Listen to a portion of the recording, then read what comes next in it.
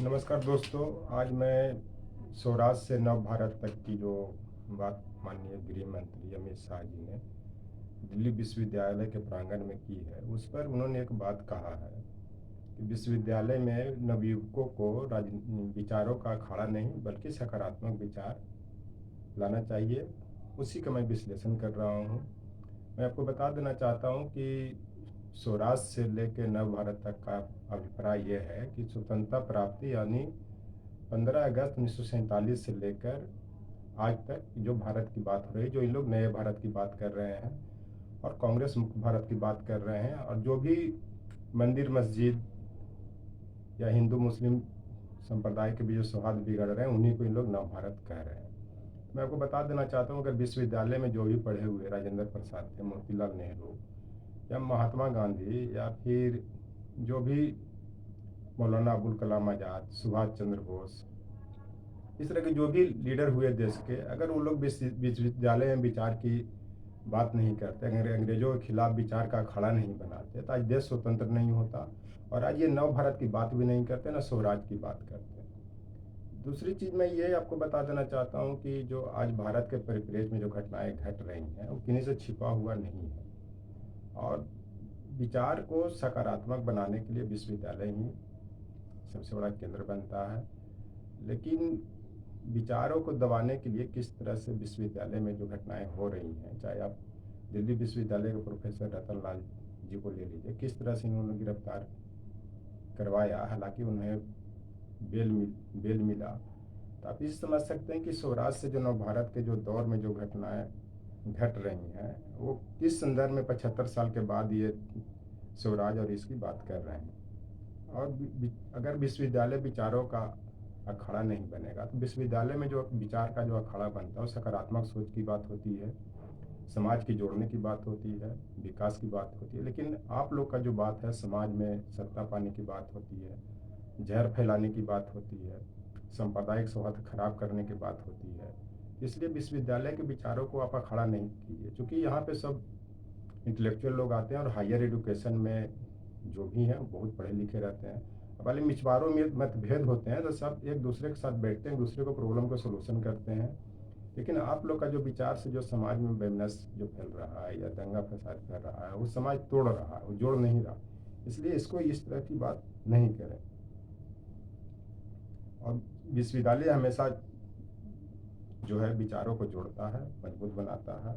और बहस और तर्क को लोकतंत्र की रीढ़ की हड्डी मानी जाती है। अगर बहस नहीं होगा, तर्क नहीं होगा सकारात्मक रूप से, तो ये फिर लोकतंत्र चलेगा नहीं।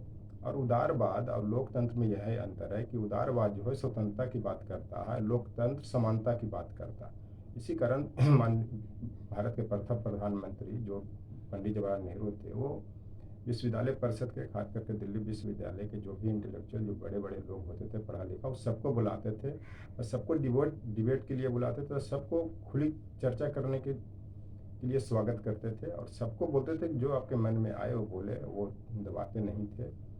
इस कारण कि उनको पता था कि विश्वविद्यालय में जो भी विचार होते हैं सकारात्मक होते हैं, और जब तक कोई अपने मन की बात नहीं करेगा, उससे लोकतंत्र का विकास नहीं होगा। जब लोकतंत्र का विकास नहीं होगा तो समानता नहीं होगा।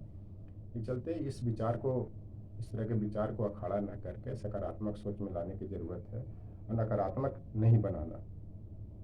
और इसी तरह से आपको मैं बता देना चाहता हूँ कि विश्वविद्यालय में जो आज का जो विचार को दबाने का प्रयास किया जा रहा है, वो विश्वविद्यालय आज राजनीति और अपराधी का गठजोड़ बन चुका है। राजनीति, इसी को राजनीति का अपराधीकरण, अपराधीकरण का राजनीति कहते हैं। कि किस तरह से यहाँ पे विश्वविद्यालय में जो लोग बाहरी तत्व को ला करके शामिल किया गया है ताकि विश्वविद्यालय का माहौल खराब किया जाए, कोई बोल नहीं पाए। आपराधिक प्रवृत्ति के डर से लोग बोल भी नहीं पा रहे हैं, चाहे आप ही के पार्टी के लोग क्यों नहीं हो। उनको डर है कि सत्ता से अगर पंगा लूँगा, अगर सही बात बोलूँगा, तो मुझे विश्वविद्यालय परिषद से भी बाहर किया जा सकता है, रोका जा सकता है। लेकिन खास करके दिल्ली विश्वविद्यालय में जो भी यहाँ के जिस पार्टी के भी लीडर हैं, सब में इतनी यूनाइट हैं कि उनको सोच समझ है कि कौन क्या गलत है, नहीं गलत है। इन लोग के हित को आप नुकसान नहीं पहुँचा सकते हैं। इस तरह भारत के जो भी विश्वविद्यालय की तुलना यहाँ इस तरह से न करें। इस तरह की अभिव्यक्ति करके आप जो सोचना चाह रहे हैं कि विश्वविद्यालय में जो भी टीचर संघ या स्टूडेंट संघ के बीच जो यूनिटी है उसको मैं तोड़ दूंगा, वो आपसे हो नहीं सकता।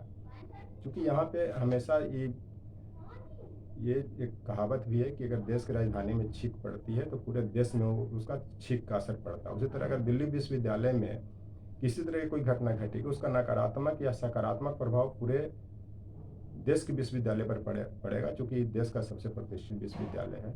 इस चलते इस विश्वविद्यालय को राजनीति का अखाड़ा या विचार का अखाड़ा करना उचित नहीं है। और हमेशा समाज के जोड़ने की बात करें, नकारात्मक बात नहीं करें, और सबको एक दूसरे को मजबूत करने की बात करें।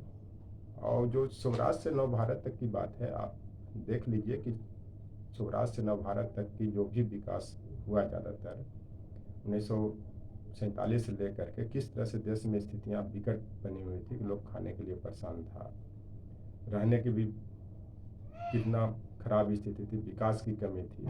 मैं यह मानता हूँ कि जिस गति से देश का विकास होना चाहिए था स्वराज से लेकर नव भारत तक, उस गति से नहीं हुई। उसमें एक भ्रष्टाचार भी शामिल हुआ, बहुत तरह तरह के दलाली भी शामिल है, इस सबसे किसी छिपा हुआ नहीं है। लेकिन देश का विकास हुआ है। ऐसा नहीं है कि आज के दौर में, आज आप मान लिया 2014 में देश का सत्ता संभाला है तो बहुत तेज गति से विकास हुआ है। विकास तो यही हुआ है कि लॉकडाउन ने कितना अर्थव्यवस्था को चौपट किया, इतना बड़ा जीएसटी लगाया, किस तरह से इकोनॉमी बर्बाद हुआ। जो लोग बची खुची कसर लॉकडाउन ने तोड़ दिया, देश की अर्थव्यवस्था को तोड़। उसके बाद बेरोजगारी, महंगाई किस तरह से हावी है, और उसके बाद भी दंगा फसाद किस तरह से देश में लगभग हर राज्य से प्रभावित है। दंगा फसाद से कोई शांति से नहीं रह पाएगा, शांति से रहेगा तभी कमा कर खा पाएगा, सोच पाएगा, ऐसे नहीं सोच पाएगा। इसी में एक शेर भी कहा गया था, जहाँ जाति संप्रदाय भाषा से बढ़कर देश प्रेम की धारा है, वो देश हमारा है, वो देश हमारा है। मैंने यहाँ पे भारत की मिट्टी में ही एक है कि यहाँ जाति संप्रदाय या कुछ कुछ नहीं मानते हैं। सब समझदार हैं, पढ़े लिखे हैं, चाहे हिंदू हो मुस्लिम हो, सब एक देशभक्ति की भावना सब में है। आज़ादी तभी मिली जब हिंदू मुस्लिम एक हुए। और यहाँ पे कोई जाति संप्रदाय की बात नहीं है। खास करके विश्वविद्यालय में देख लीजिए, अगर डेमोक्रेसी देखना है तो विश्वविद्यालय में देखिए, खास करके दिल्ली विश्वविद्यालय में। यहाँ विचार व्यक्ति की पूर्ण स्वतंत्रता है, कोई किसी को नहीं रोकता, और सब एक दूसरे बात सुनते हैं, सब एक दूसरे के साथ बैठते हैं, चाहे किसी पार्टी के भी आदमी हो या आपके पार्टी के भी आदमी हो। उनको इतना समझ है कि क्या विचार का अखाड़ा होता है, नहीं होता है। ये चलते ये समझाने की कोशिश नहीं करें कि विश्वविद्यालयों को विचारों का अखाड़ा नहीं बने, बल्कि यहाँ की जो विचार होता है वो समाज के जोड़ने की बात होती है। देश की एक नया दिशा और निर्देशन देता है, जिससे देश के और जो भी इंटेलेक्चुअल उनको शिक्षा मिलती है। और सभी लोग का ये ख्वाब रहता है, या बच्चे हों चाहे कोई, कि मैं दिल्ली विश्वविद्यालय में पढ़ूँ या दिल्ली विश्वविद्यालय में पढ़ा हूँ। उसका यही कारण है कि यहाँ का जो सोच है सकारात्मक है, और आपको या किसी को कहने से यहाँ पे विचारों का खड़ा नहीं बनेगा, एक दूसरे से लड़ेंगे नहीं, बल्कि यहाँ का जो संस्था है, चाहे जिस यूनियन की भी संस्था है, वो बहुत मजबूत है, और सब दूसरे को एक दूसरे को मजबूत करते हैं, और राष्ट्रीय एकता अखंडता को जोड़ने की बात करते हैं, धर्मनिरपेक्षता की बात करते हैं, संप्रभुत्व संपूर्ण भारत को बनाने की बात करते हैं। Thank you.